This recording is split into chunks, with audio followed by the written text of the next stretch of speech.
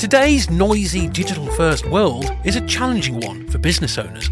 How do you get more people to know you, trust you, and to respect your brand? How do you stay front of mind with your target audience, as well as talked about in a positive way in the marketplace? The answer is public relations, but not as you know it. Get ready to unlock the potential of your business through the power of PR, content, and digital communications. Get ready to become your own PR machine.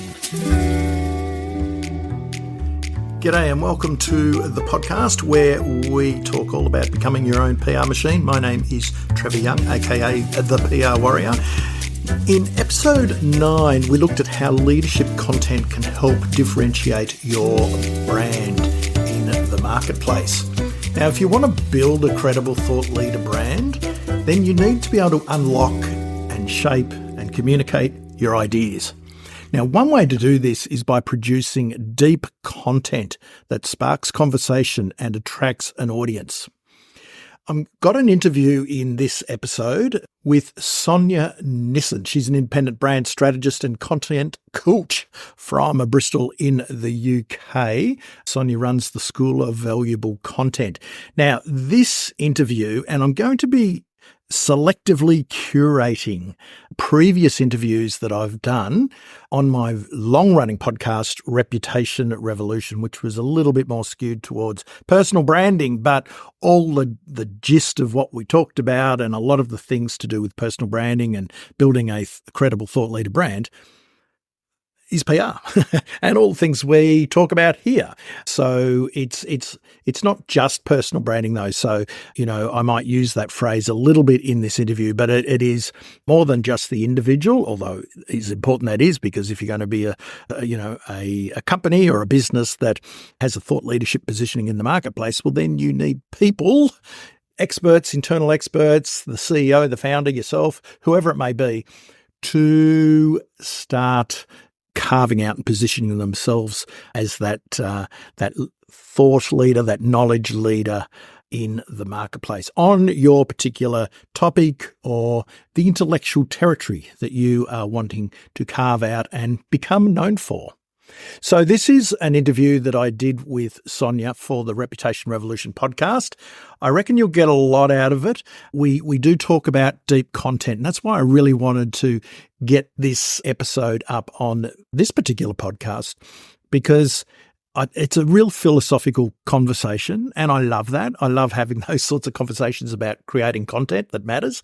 And because content is the fuel for virtually everything we do in a PR sense, because it kicks off a lot of connection and conversation. It helps build reach. It helps you, if you're going out to do earned media stuff and being quoted and being on other people's podcasts and doing opinion pieces and guest blog posts, etc., etc.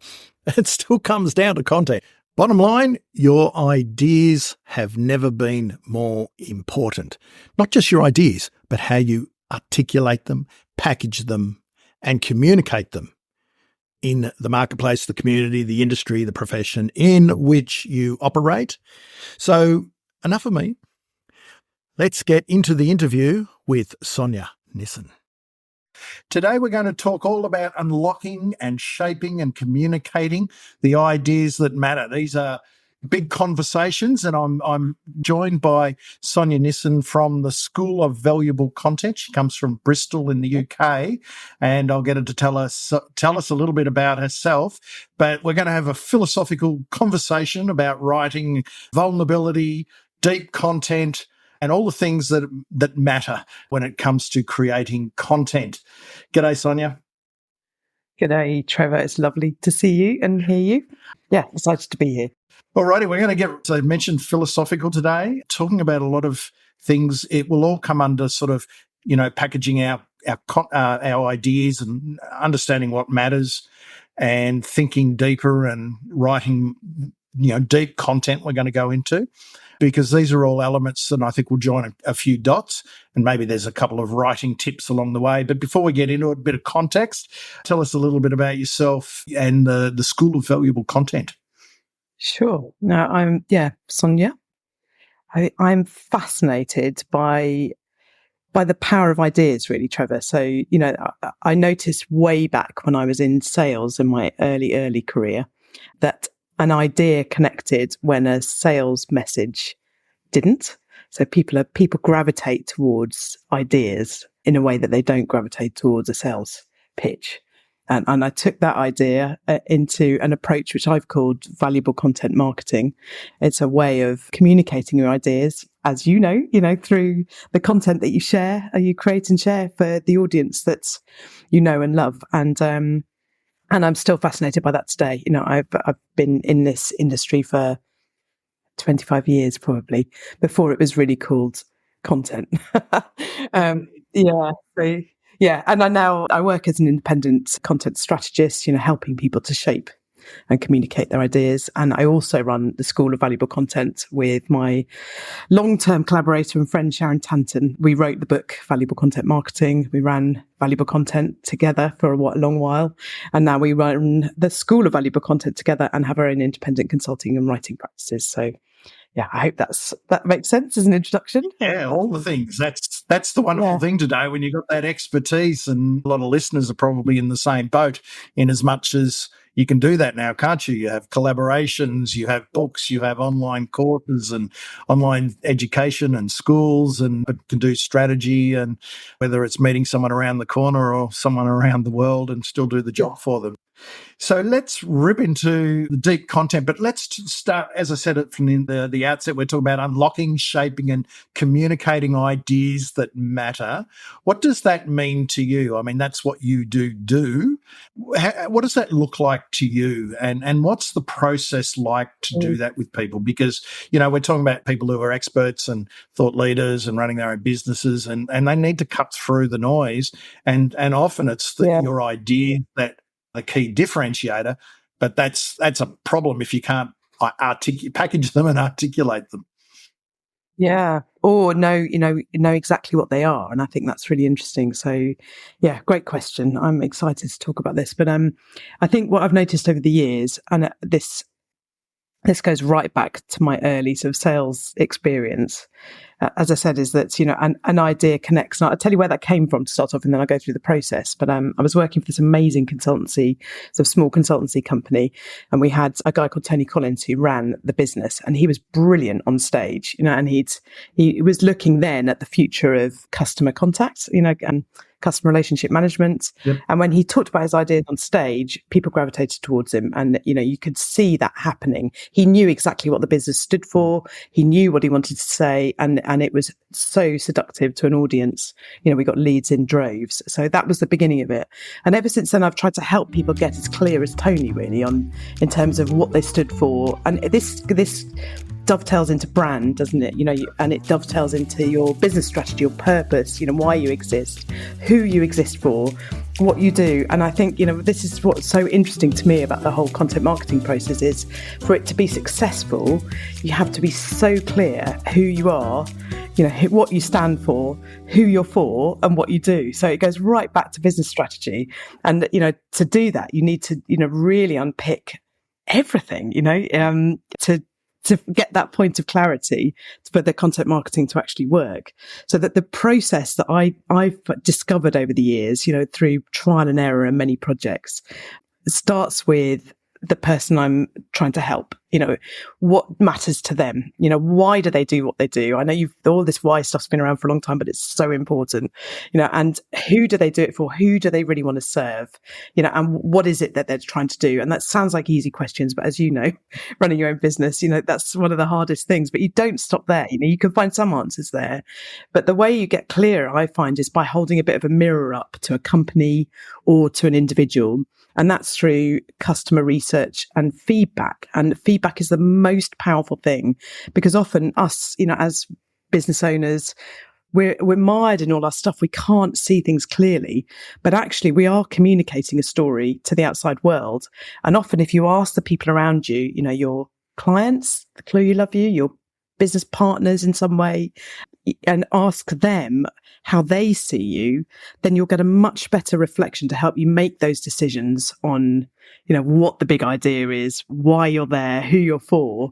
And it's a combination of, some real introspection, but also some external feedback that helps you get clear on, that purpose and the idea behind everything that you do. And it's the most powerful thing. So it's a combo, I guess, and does that make sense? Yeah. And I love it.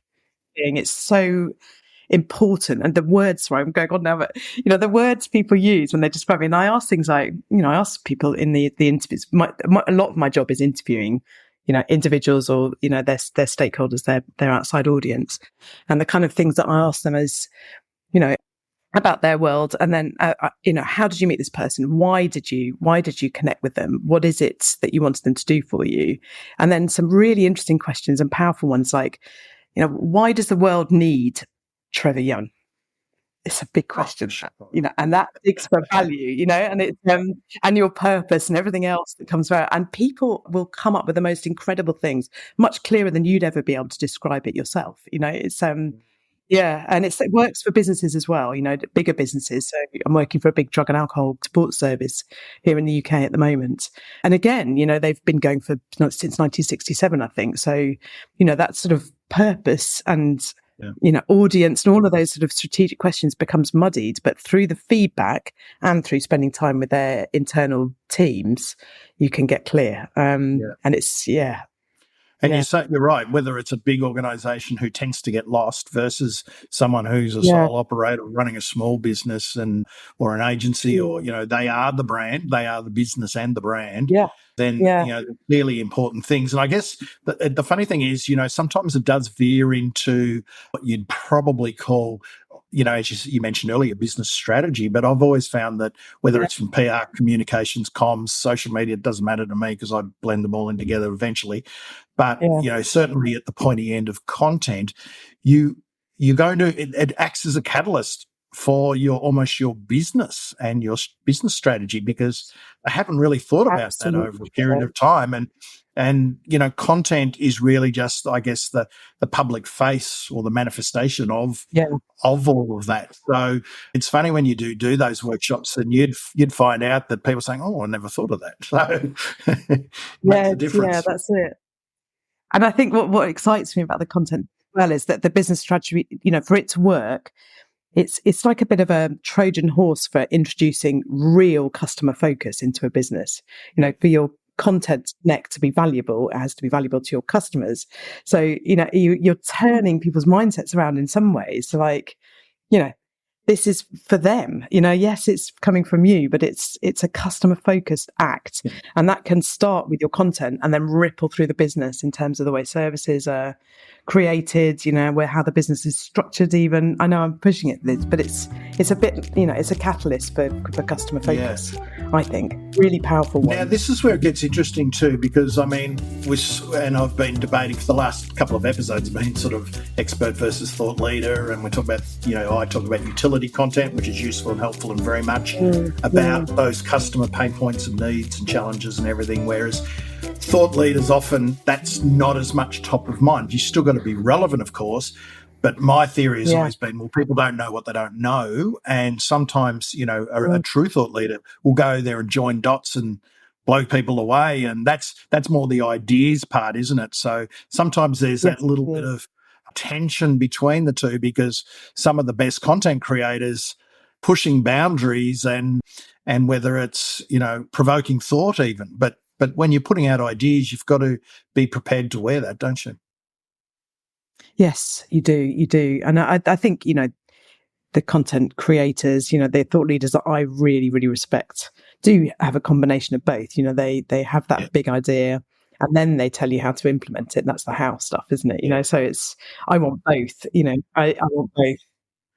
Yeah. And I guess you get writers and authors who, they make their money out of just thought provocations, and then you get the experts who just make their money out of teaching someone how to do it, or they know how to do it and then they go off and do it. And then that I'm finding there's now people who are starting to straddle both, and I think that there's a little bit of a balance there, but I think that's the most powerful position to be, because as I said on the podcast last week that expertise is becoming commodified, and there's a lot of experts, and to differentiate yourself is quite hard. And sometimes the best way is through your personal brand and how you create content. And sure, it might be your personality, but it will be your ideas and how you put those out into the world. Now, you're more of a writer.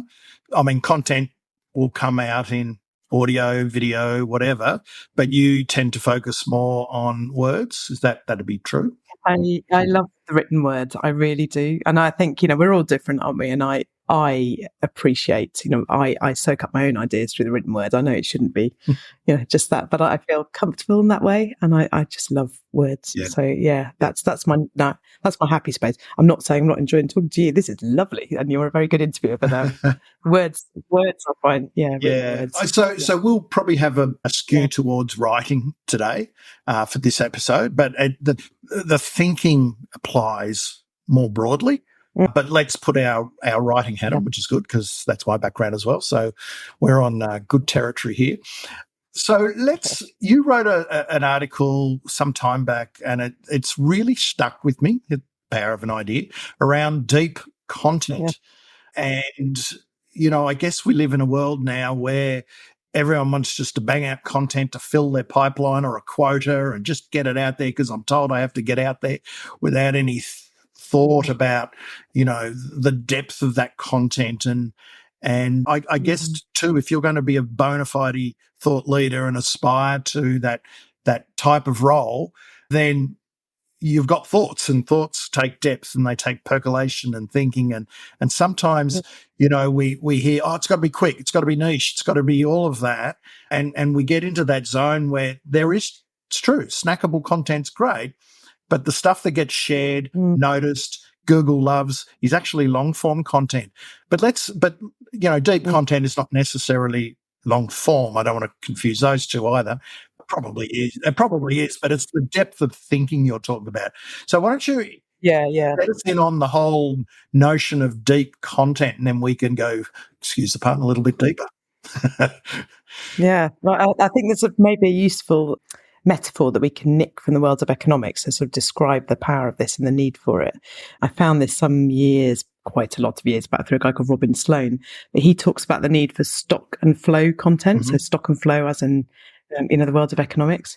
Flow content is the more, the more ephemeral stuff. It's the blogs that we create, the newsletters we're producing, the social media feed, tweets, or posts that we're putting out on a regular basis, which is all good. And we need that to keep the conversation going. But we also need to balance that with the stock stuff. That's the heavyweight stuff, the thing that sticks around, the books, the guides, but it doesn't need to just be written. It could be, like when Sharon and I were running Valuable Content, our most valuable piece absolutely was the book that we wrote. That was the thing that got us furthest. Alongside that, we had this map, the land of content, it was called. And, it literally is a map. It literally is a map. It literally is the most beautifully designed map. It took so much thought, and I think that's the depth of thought that it takes to create deep content. But it was a way of explaining the content marketing journey that people went on, where they came from, where they tripped up, the path to nirvana, if you like, and where they could get to. And it was those two things that the most powerful things that we created. That's what I'm talking about with deep content. It's something which stops people in their tracks, which you can use over and over again to explain and help and give value to the world. And I think if we're true thought leaders, but we need both, and a lot of my work with businesses, once we've got those ideas straight, is to say, right, what do we do with this? Get people comfortable with the flow stuff, getting them creating and regularly and getting the word out, but then to step back and think, right, what do we do with this? How can we really, really help? I believe marketing is an act of service. What else can we create that's going to help our audience even more? How can we package that up? How can we create something awesome that's really going to change the world in our space. Yeah, I love that. And let's just back the truck up a bit, because yes, it was a map. That is content. Yeah. People content is an article, blog article or whatever. Yeah, sure, of course. But we can think more expansively and creatively around what content is. I've always talked about premium signature content, which is stuff that has value that, people would either purchase or give you an email address as a fair value exchange for that. And what you've just described both, you sell your book, and I don't know whether how you give the map away or whether that's part of the book, but I've seen it.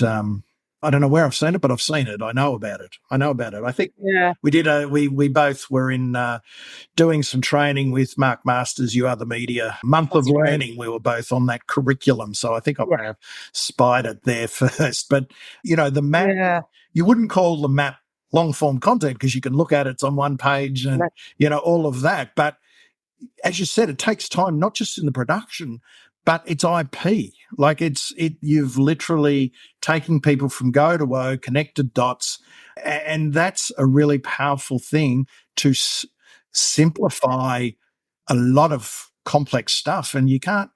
That's deep thinking over a period of time to come up with that. I'm sure that it took a few wines with Sharon to sort of get that one going.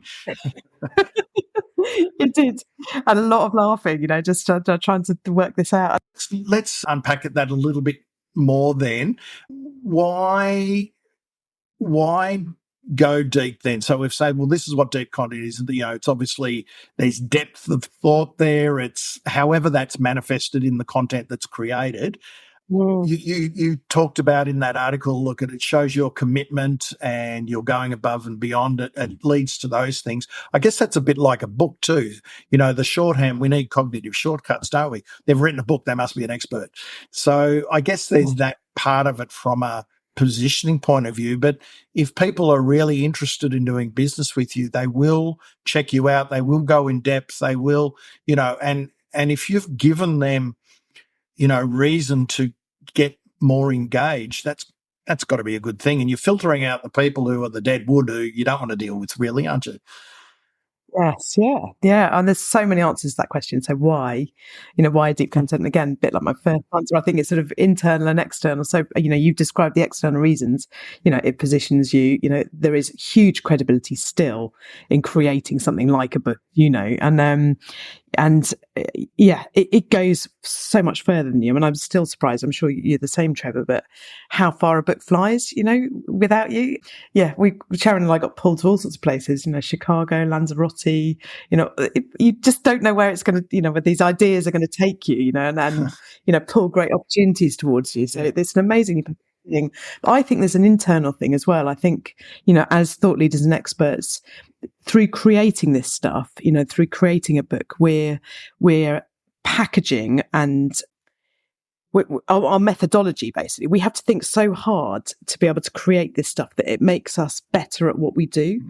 So we're having to think about our process, and the reasons behind it and the psychology behind it and the way it works. And through that process of creation, we become better at what we do.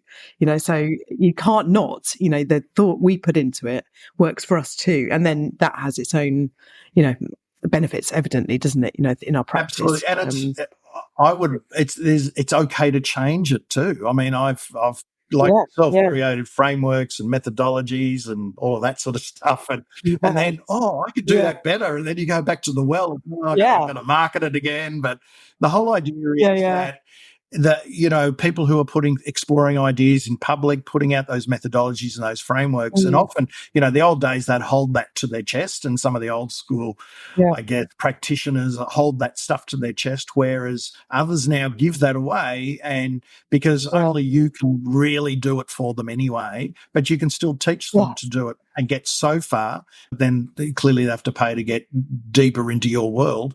But it's such a thing that it changes. But walk us through, do you think that most deep content will end up in a framework or a methodology, or is it more the exploration of an idea?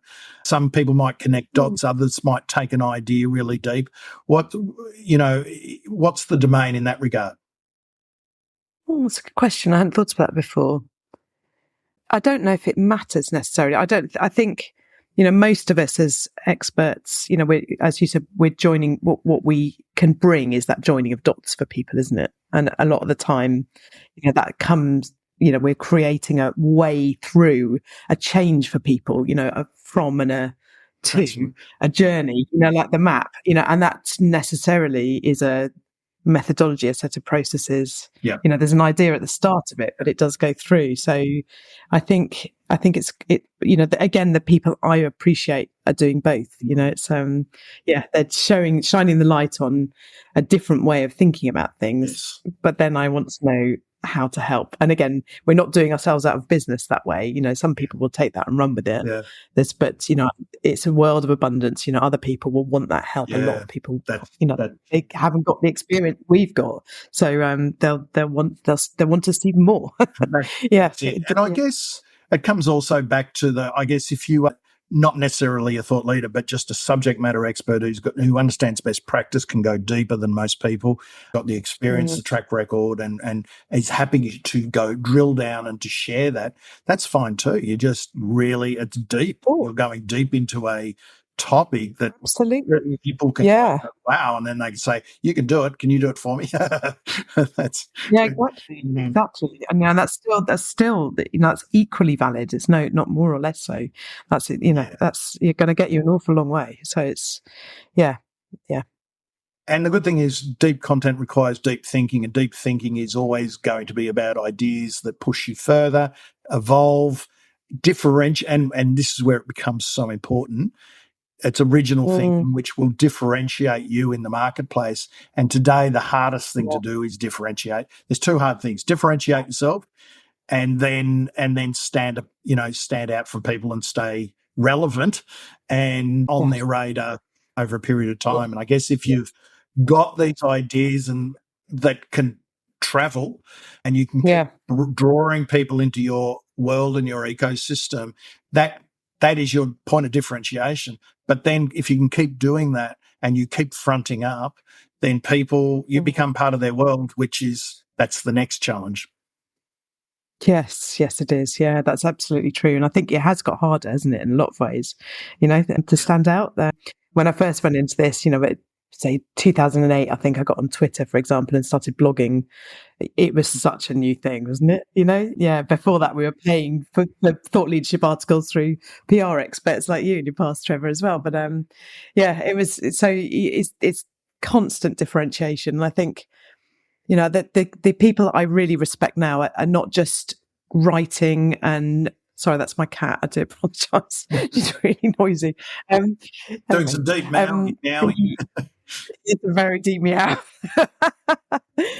But it's kind of like say good stuff, write good stuff, and do good stuff. Yeah. So the people who are really standing out, people like Mark Masters, who we both know and you mentioned earlier, they're creating and they're writing and they're doing all of podcasting, all of those things, but they're also doing good stuff in the real world. His community down in Bournemouth here in the UK is phenomenal, and what he does for them is incredible.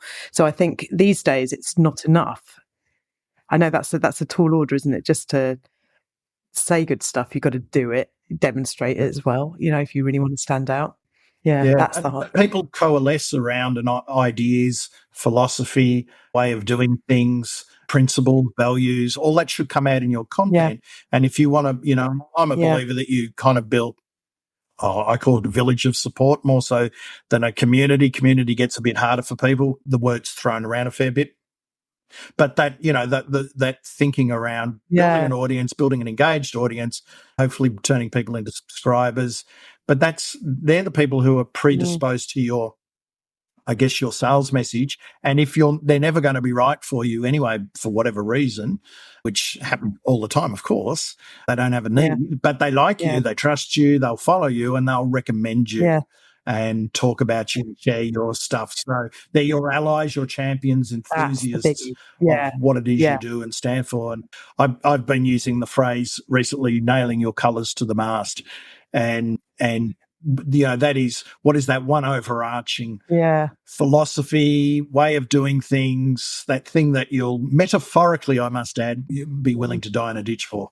And the more we can understand that, get that, and stand behind that, and that's our Trojan horse out into the marketplace, then I love that. and that's a hard thing to do. That's a hard thing to do. So know your colours to the mast, work out what your flags in the ground are, which are the things you want to be known for in expertise.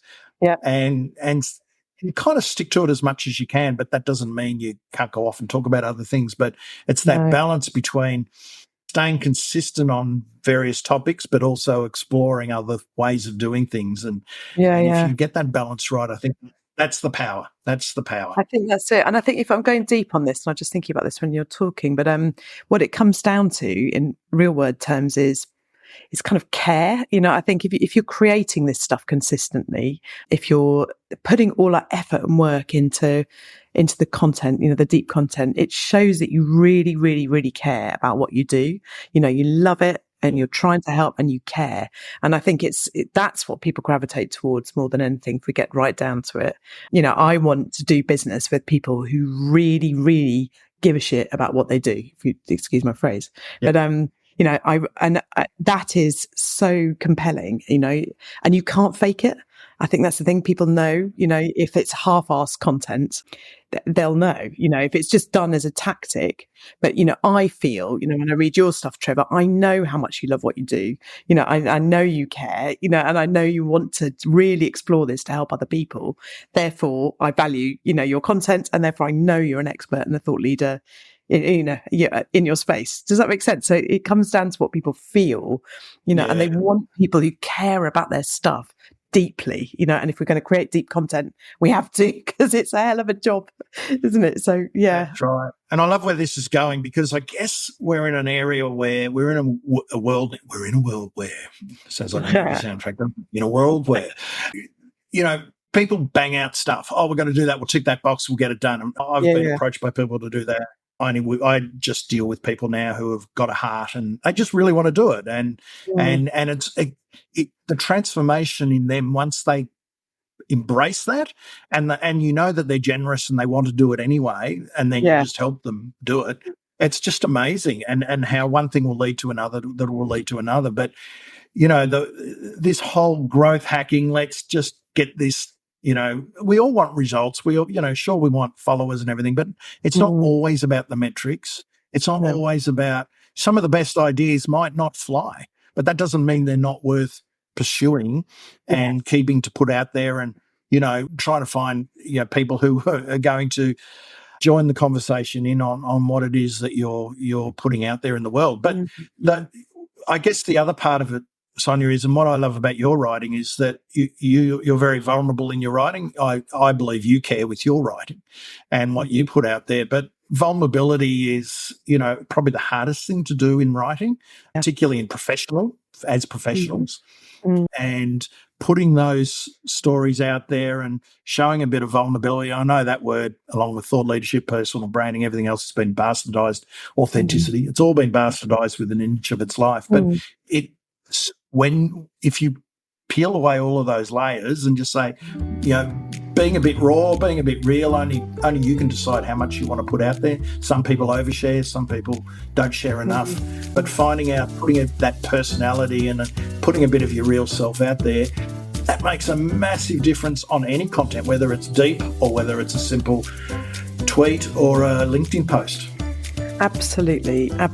And people do really struggle with this, and I think they struggle partly because they see, I've heard, post COVID or through COVID, a lot of people are much more vulnerable. Say on LinkedIn, that really changed, didn't it? The conversation completely changed, and people said, "Do I have to do all of that, to create content that connects? Do I have to give away everything?" And, a lot of the content was really good. Some of it was not so much because it wasn't necessarily helpful, and I think there's this balance again between, you and your story and why you're saying that, what is it for, how can other people, the reader, the audience, benefit from that, and there's two things. And again, my latest post was on, I've really talked about this a lot, so do excuse me again, but my first ever business book about it was called The Trusted Advisor by a guy called Charles H. Green and David Maister. It's absolutely brilliant. When I was in sales, it's around trustworthiness, and they have a trust equation where this vulnerability thing comes into play,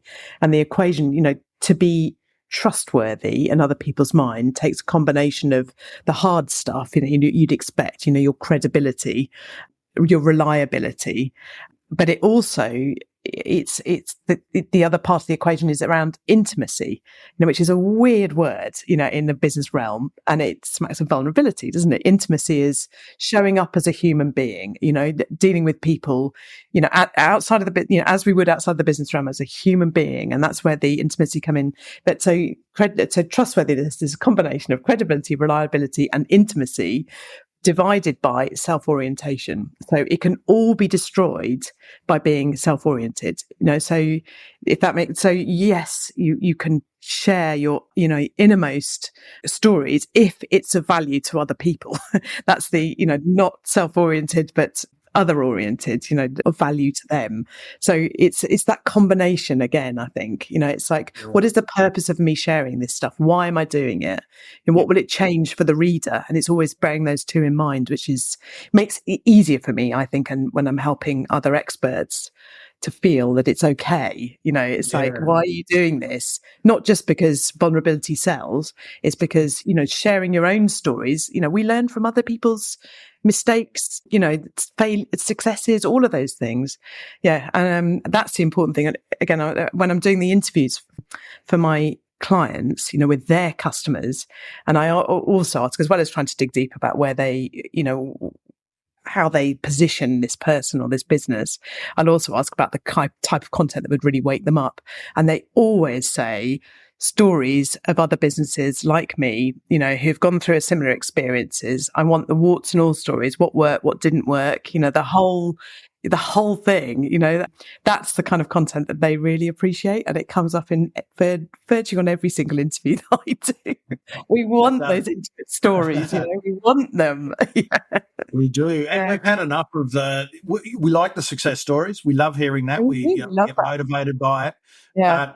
There has been that swing against, that's fine, but that's a veneer, and that's the polish. Our perfect self. Yeah. Where there's always a swing back the other way. I think that, the two work well together. By self-orientation, you're thinking you're saying sort of self-centeredness. Yes, I am. Exactly. Out there, but it's about you. It's not about your audience. There's no takeout for the audience. Is that what you mean? Exactly. And I think that's why the writing valuable content is such a brilliant challenge, because yes, it's about you and your ideas, but it's for the audience. So you have to make it relevant. Isn't it? Yeah, exactly. So, when at the school, we run a writing club and courses on how to create this stuff. And we have a really simple template, our valuable content template. And, that just asks some really simple questions of people. And one of them is, obviously, what do you say? What do you want to say? What are the key messages you want to get across? Who is this for? And why do they need it? How will they feel different at the end of it? What will they do differently? What they think differently? What they feel differently? And it's that balance we've got to get right. It's, so it's the two sides of that coin. It's got to be, a communication of our ideas for a purpose, for somebody. What does it do for them? Yeah. And I guess that's where it's swung too far, because that vulnerability, whatever, that authentic self sort of thing, it works on social media. It certainly works on LinkedIn. We've seen it, and now you get people doing it. Why are they doing it though? What's the takeout? There might be some messaging there and some lessons learned, and I think that's great, because you can kind of pick that up. But sometimes it's a platitude.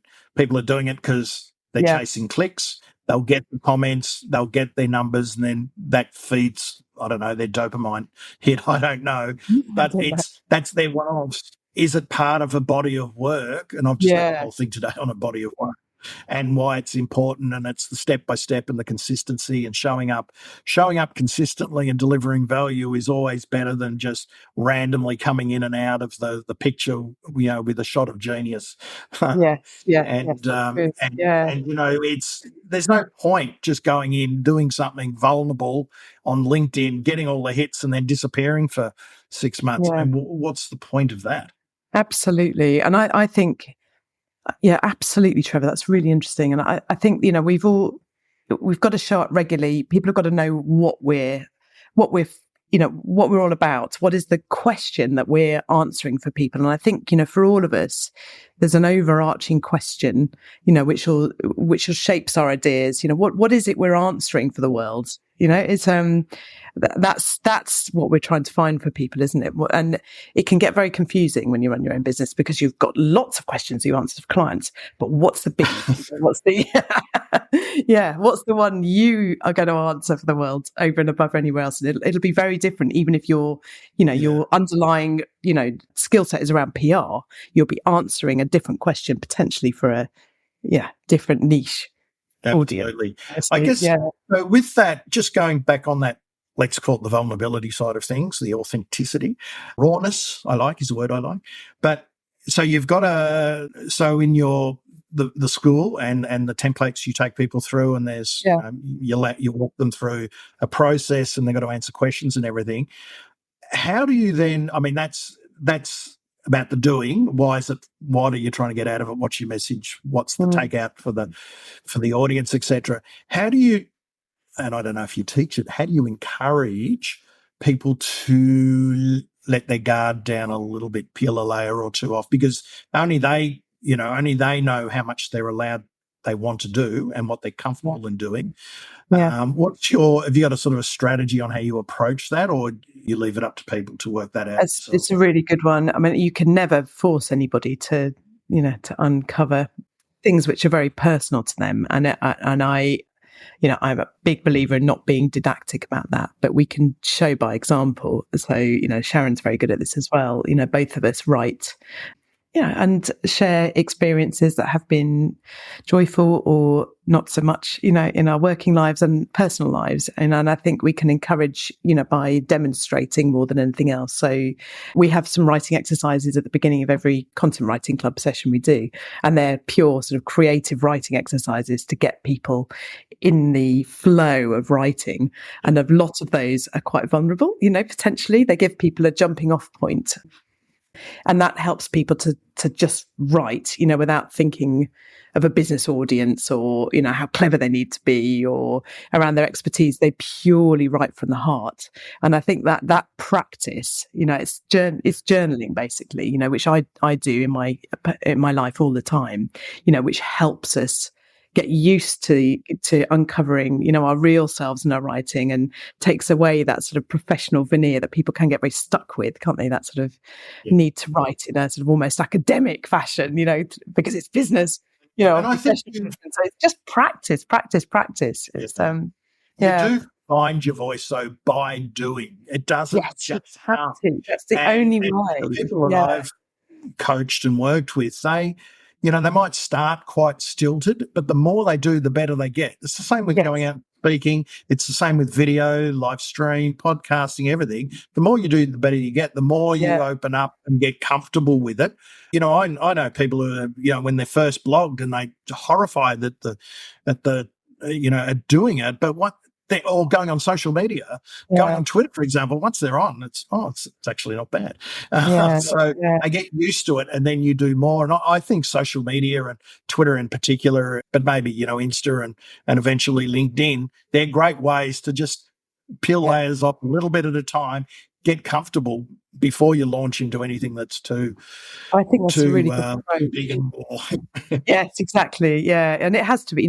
Some people are naturally good at this. Or good at this. They find it more comfortable. Others, it does really take some time. It's it's a hard thing to do potentially, but So through that practice, through exercises like those, the jumping off points, the creative writing exercise, it just helps people. Excellent. Well, there's a lot there for people to unpack, I think. Thank you very much, Sonja. I've really enjoyed this. Okay. We're very philosophically aligned, so that's nice. Yeah. And it's, I just think, it's things where it's a matter of doing, having an understanding, putting your heart into it, though. That's the key, and finding ideas that matter, and don't be afraid to chase those ideas and explore them publicly through your content. So there's a lot to unpack, and don't be afraid to go deep on topics, and it might take weeks and weeks and months to get out, but I think it's always worth it. And if it is a big piece, you'll be able to talk about that for a very long time through social media and other ways. So it's always a good thing to do. Where's the best place to people to find you? Can they jump on the School of Valuable Content to have a look at what you're doing there? Absolutely. Yeah. We can share the website for that, and you can find me at sonjanisson.co.uk as well. So, you too. Fantastic. Awesome. Thank you very much, Sonja. Much appreciated. Oh, it's been a pleasure, Trevor, and good luck to everybody out there. Yeah, just let those ideas free. Indeed, set those ideas free.